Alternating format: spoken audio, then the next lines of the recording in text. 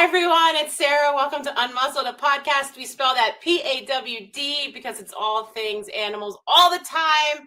Today, I have a very special guest coming up. Amazing things they're doing. As technology advances, it is amazing to see companies really latching on to younger generations and making things easier for them. And we're going to talk all about that. And they're just doing incredible things for pet loss in general, anticipatory grief, all the things that we talk about all the time on this podcast. So I'm so happy that my friend Debbie introduced us, and it's become this amazing friendship partnership. So I'm going to get to that shortly, but presenting sponsors, you're up. Thank you so much to our presenting sponsors. Yucca Fence is the family-owned, trusted provider of high-quality fencing solutions with over 57 years of experience. They take pride in protecting what you love the most and give back to rescues, shelters, and humane societies through their partnerships. They give you a free, no-obligation estimate and use the highest quality materials. For transparency and peace of mind, visit Yucca Fence for all your fencing needs. Canine Cruise is the place to take your pet. They offer dog and cat boarding, dog daycare, pet retail, and mindful day school. Tons of indoor space with a huge yard. Canine Cruise is your one-stop shop for professional pet care in Chicago. Kiki's Corner Natural Pet Foods in downtown Winfield, just a block south of CDH Hospital on the railroad tracks. Kiki's has all your food and health aid needs for dogs and cats. Kiki's Corner for a healthy, happy pet. Sniffing out a new vet? Bond Vet is a new breed of vet care that offers everything from primary care to walk-in urgent care visits. And right now, they've got a special treat for our listeners. You can use code UNMUZZLED to get $50 off your pet's first visit by booking at bondvet.com. That's code UNMUZZLED at BONDVET.com for $50 off. Thank you, sponsors. I appreciate it. I'm bringing Dr. Julie Austin right in because we have so much to talk about. Thank you, Dr. Austin, for being here. Oh, I love being here. Thank you so much, Sarah, for having me. And call me Julie. Okay, thank you, Julie. So let's start just a little bit with your background, because before we get to Pawprints Care, I wanted to just get a little bit of your background. I think, people like you are so special because they help so many people, and it's very meaningful. I think sometimes we forget how much pet owners care about their animals. And a lot of times we hear some chirping from family members or friends or social media people, but kind of give us your background and how you got into all of this. Yeah, I'd be happy to. And, it's been a long time that I've been in this space, and my mission professionally for most of my career has been to support pet owners going through grief and anticipatory grief. And I started back in on this in the late 1990s, which sounds so long ago right now. But back in 1999, that was when some of us who were in the pet loss space, and you might be familiar with the Association for Pet Loss and Bereavement, and they were kind of a groundbreaking business and organization that started right back in like the beginnings of the internets I got connected with them because I was doing the work on my own, having been a longtime pet owner and devotee, and was like pounding the pavements of going to veterinary practices and talking about what I was doing in my work, because clients kind of the work found me, and clients started to come to me back when I was a psychologist, because I'm a life coach now. I could have transitioned. And they would sheepishly start talking about some of their pain related to a dog or a cat who was ill or who had passed. And I think testing the waters to see if it was like okay to talk about their pain. And so I really feel like the work found me in that way. And I was ready to embrace what people were looking for. I myself had not lost a pet at that point, but really resonated with that very deeply. And so it became a really quick relationship to that world and that part of my, that's where it began. And it's just been a mainstay of my work ever since.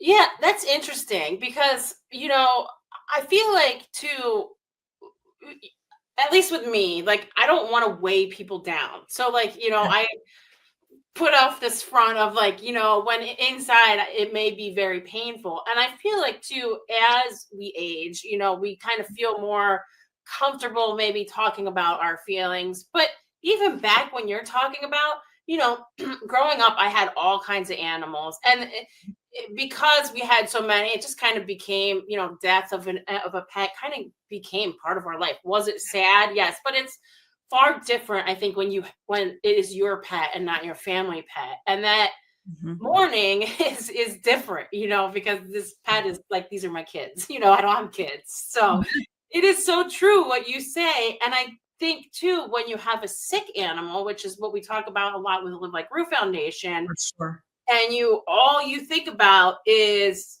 the end, unfortunately, people like you are huge because you kind of get everybody back on track. Like, you've got to live for now because this pet is still here. Yeah. And that is that, Sarah, the work that, like, our partnership, both just in terms of how we think about our animals and what maybe our organizations can do together. It's so essential, the shepherding of people through this process where you're right. Like, a lot of us feel absolutely like our dogs and cats and our other beasts are essential family members. And some people feel like they're our kids, and we have that relationship to them in the same. I'm a human parent and I'm a dog parent, and I got to tell you, those feelings are really strongly overlapping. So the like legitimizing for people of the pain and the relationship, like, first and foremost, is that relationship is real, it's deep, it's intimate, and it's valid for you to have these feelings. And you're right, when you're in that phase that you see a lot of your people in, which is like kind of anticipation or chronic illness, or looking at that, how to help them to give them the support, helping them stay as much in the present as they can, but also having to make all of those very difficult, consequential decisions. So I think that you and I, we're both doing incredibly essential work to support people through this. Yeah. And I know it's hard. Like, it's really hard because I'm sure that you get kind of a gamut of different people from, maybe they just learned about the diagnosis. Maybe they've been living with it with their pet for a year. Maybe it's near the end. And it's funny, anticipatory grief, like, I didn't really hear about it until like 2 years ago. And then once I started to like learn about it and understand what it was, I was able to then kind of help people, like, hey, why don't you talk to this person? Why don't you? Anyway, so I would love to get to Pawprints care. And how did you get involved? Because I love people that have ideas, but then not only have ideas, it's one thing to have an idea, launch it, but then you've got to get the right people on board. And I've seen it with Live Like Roo. Once I got an accountant, is like number one on board. Like, it's kind of like, so tell me how this all came about. I know we had a big meeting about it. It was awesome to meet you all, but how did you get involved, and tell us what it is? Yeah, well, Pawprints was the brainchild of my co-founder, Ryan, and he had worked on another project in the Chicago area that helped parents going through the loss of a human child. And he did that work, and he's a web developer, but he's like such a big-hearted person who also is an animal lover, and thought and got to this idea through that work. And then he compiled the team.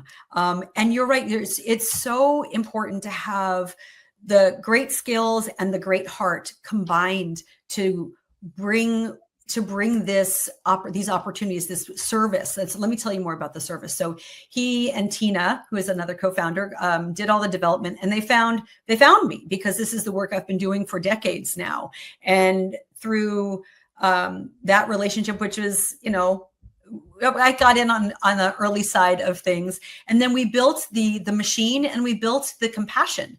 And so we were like putting it all together and trying to also present it and offer it in a way that was a little different from what's out there. Because as far as we know, there is not another texting service that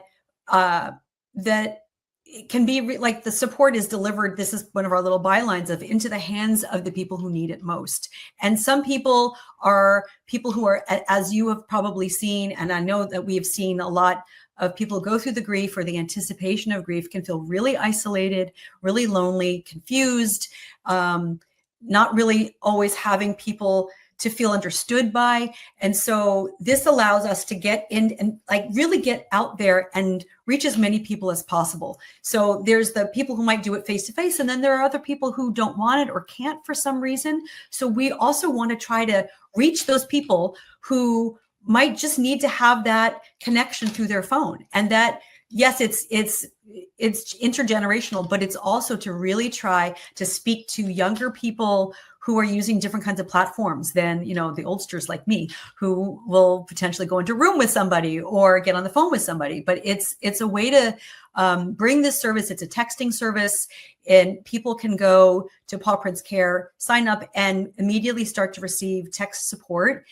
We also offer live coaching, and we also have an aspect of our business, our organization, that allows people to put up memorials that we will also ultimately, hopefully, as we continue to build, is one of the things that we as people who go through grief really need is sorry about my notifications, is rituals. We as humans have lots of different ways that we have ceremonies, we have memorial services, we have burials, we have ways to mark a point in time where we get to share with others our pain and be supported. And so the other thing we're hoping to do through our memorial site is to have live streamed memorial services for people who want to have those services for their animals and bring people together who might not all be geographically together. Which, I mean, brilliant. I mean, it really is. And if you think about, I mean, I had a wedding for my dog. I love it. And, you know, but the people had to be here. So if you think about a memorial, you know, one of these big life events, obviously pretty sad. Yeah. I mean, it's a game changer. And I'm just thinking, you know, I've tried therapy, not necessarily for pets, but for, you know, life in general.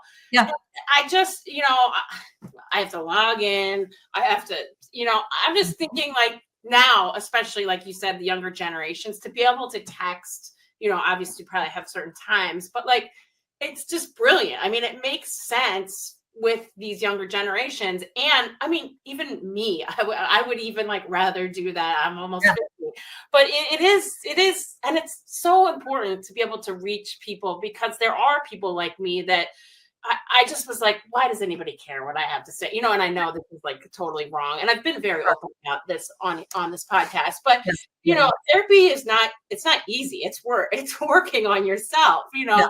So making it so that it is accessible for everybody. So you don't have to go into a group chat or a group Zoom, or, I mean, and some people, like you said, they don't want to be face-to-face with the doctor. So it actually is really brilliant, and it's amazing. So the kind of support then is anticipatory, which we've talked about, and then also pet loss grief. Yeah, right now what we've got, and we're just about to launch the anticipatory grief text part of our organization and our business. And so right now what we have is the grief support is for people who've already gone through the loss of an animal. But that doesn't preclude people, if they want to use the coaching for their anticipation. Of course, that's available right now too.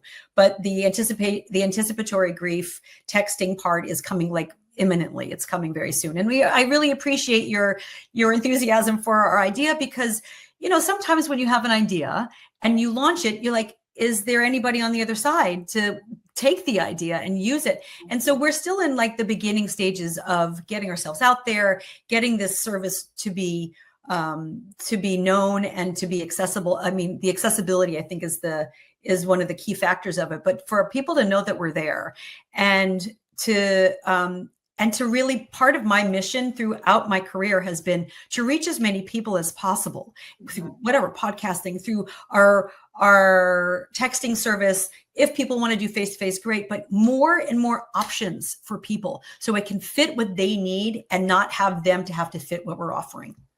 Yeah, it says a lot about you, because, you know, you might not be a person that really likes to text, and I don't know what your interface looks like. Like, I assume you're not always on your phone, but can you kind of take us behind the scenes of like, you know, if I were to text you, or do you have like certain hours where you're available? So how does all of that work? Well, for the current iteration of our model of our business is that it's a one-way texting service with the additional features added on of being able to do live communication. So right now, the way we have it constructed is we take information. Let's say you're coming on board and like, I need some help. Or if you're a loved one, you can also gift the service to somebody, which I think is another piece that can be something that you offer support to your loved one. If maybe, I'm not so sure how to support them or what to say, you can offer this as a gift. So you sign up and you can choose the time of day that you want to receive your texts. And right now, the way they're constructed is that it's a one-way texting, and with the additional feature of getting coaching, which can be live, and that we are working on building out the potential for the two-way texting. And so right now it's very carefully, thoughtfully constructed validation, education, advice, and support that people will get over the course of over the course of the first month. Usually the first month of that loss can be the most disorienting and the most difficult time of transition. And so that's where we really like the messages come very frequently. And that, again, as an added part of the initial service is that there is live coaching if people opt for it. Which, yeah, I mean, it is debilitating. And I mean, I think that's a good word for it. Devastation. Yeah. It is.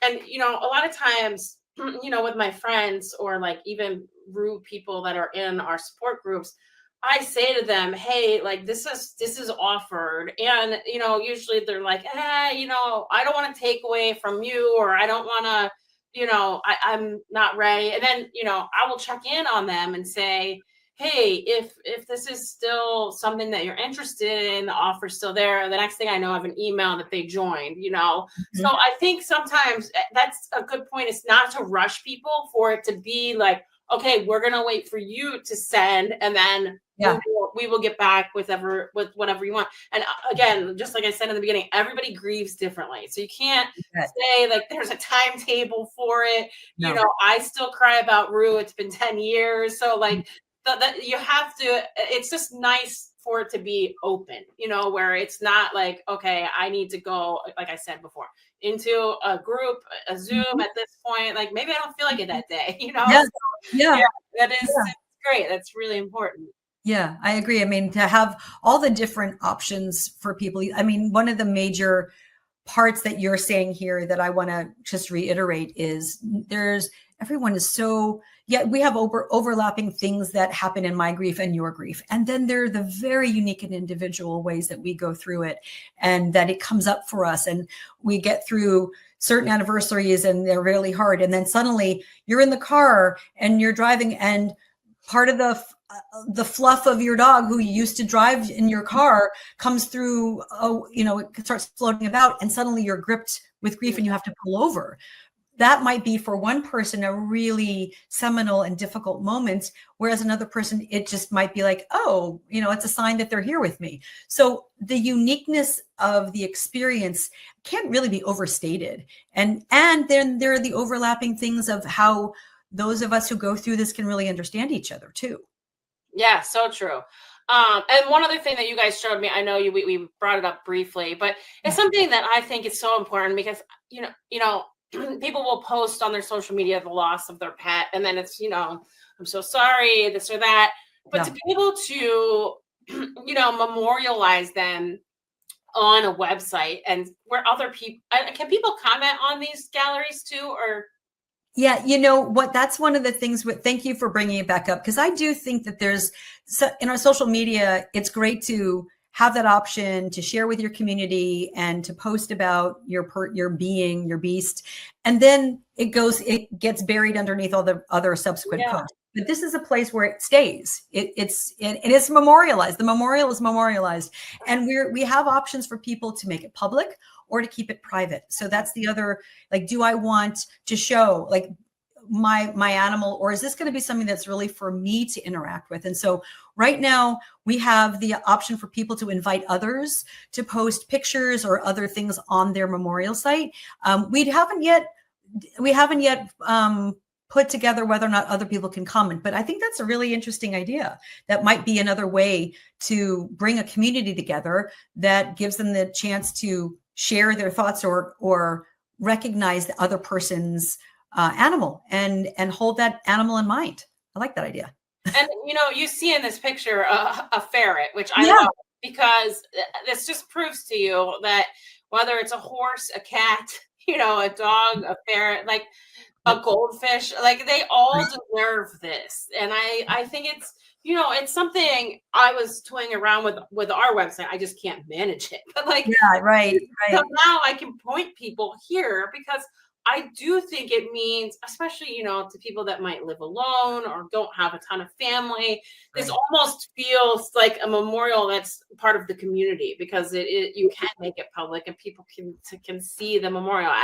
To me, that is huge too. It's a huge part of what you do. So thank you for that. Of course. Yeah. Anything else that you want to tell us or anything in the future? Well, the future, the anticipatory grief texting is coming, pretty much within this month. So it's like pretty much happening. The live streaming of the memorial service option is something we're working on right now. I don't have a timeline on that, but we're hoping before the end of the calendar year. And we're exploring. There are some other communities that do a really lovely job of offering group and chat, and we're deciding whether or not we're going to also include a chat option for people who want to have some connection to others in the Pawprints community. So those are the things that are kind of right in the hopper for coming imminently with us. Yeah. Now, Julie, there's a dog now in the frame. So whoever that is, I need an introduction because that dog is amazing. He is amazing. He's my soul dog. And he is my soul dog, and that's Boston. And there he is. Yes, I see. He's 13 and a half, and I adopted him when he was a year and a half. And he is just, I'm at a loss for words, which doesn't happen very often because that relationship, like I call him my soul dog because that's how I feel about him. And I have another dog who I love dearly, and I've had other dogs. But there are those animals that come through who there's something different that happens in the relationship. And that's him for me. Yeah, I love that. Boston, you're so cute. And you've had him for 12 years. I mean, that says a lot because I think you really, really bond with the dog that you have in it. I mean, I get my dogs at 12, 13 years, and then I have them for like a year or two because we take hospice. Yeah. But just they mean just as much as the dog. Of course. But it is great that you have a dog like that because then you can understand when people I always will have my soul. It wasn't Rue, unfortunately, but it was another dog. Yeah. And it's important to understand when people say this is my soul dog. Like, what does that mean? And you get it. You get it. Yeah. Oh, I do. And I don't make I make it really clear with clients, and I always have, that I come to this work through my relationship with my dogs and the animals in my life. And I do this work and I have this professional side, but there's the part that there's the heart connection and the experience of that intimate bond that is just something that you say, I have my soul dog, and the person, okay. Yeah, they get it. They totally get it. We get it. There's a legitimization for each other that we're in this space together and that it's safe. And that's the safety for me has always been really key. Like anything goes. I want to hear about your ferret. I want to hear about I had someone who in my practice came to me for her iguana. And I don't know much about iguana, but I know about the relationship. Right. And that's it. That's all that needs to be known is the relationship. Yeah. Well, wonderful work. Everybody go to the website, pawprints.care. Just go peruse it. It's amazing. You can put your dog on there, cat, anything. You can put anything. And that part is free. That part's free for anybody who wants to use our site for that purpose. Please do that. There's no requirement to do anything else, but just to show the enduring love that you have and give a living memorial for your past animal. It's brilliant. I love it. I love everything you do. Thank you for coming on and telling us all about it. It's so important. I love just new technology. Is chat new? No. Is being able to talk to a therapist about pet loss or anticipatory grief? Yes. I mean, I've never seen it, just like you. So for the people that listen to this podcast or watch this podcast, this is their wheelhouse. This is why this podcast exists, is so I can teach you all everything. So thank you, Dr. Austin. I so appreciate your time. Thank you, Sarah. It was great to be here. Awesome. She is brilliant. Go check out that website. And when you go to the website, you will just get sucked in. I mean, that's what happened to me. The first time I had a call with them, I was able to peruse it, and I was just like, this is great. This is something that should have been here, even the memorial wall. I'm sure other websites have memorial walls, but this one is great. And obviously, texting to be able to try to get some help it's what's in. I mean, honestly, it's very smart. Supporting sponsors, thank you. Thank you to our supporting sponsors. On the corner of Montrose and Troy in Chicago's Irving Park neighborhood, you'll find a hidden gem known as Templestowe Pub. They have a great selection of local draft beers, and the Malort is always flowing. Oh no. Join us for a charity bingo event or a tap takeover with a local brewery. Don't want to leave your dog at home? All good, bring them along. Whether you're throwing darts or playing a banger on the jukebox, you're guaranteed to have an awesome time. So head on over to 3135 West Montrose and look for the old style sign. The Canine PT is Chicago's highest rated dog physical therapy clinic, and they're dedicated to enhancing the lives of your four-legged companions as they age or when recovering from an injury. Give the gift of pain relief to your furry friend. They also offer a discount for rescue dogs. For more information, visit thecaninept.com. Intuitive animal behavior dog training, positive reinforcement, force-free, and fear-free training solutions for every dog. Jenna offers individualized training, behavioral boarding, shelter support, and positive reinforcement board and train services. Creating an environment that is happy and healthy for your pets is so important. For more information, go to intuitiveanimalbehavior.com.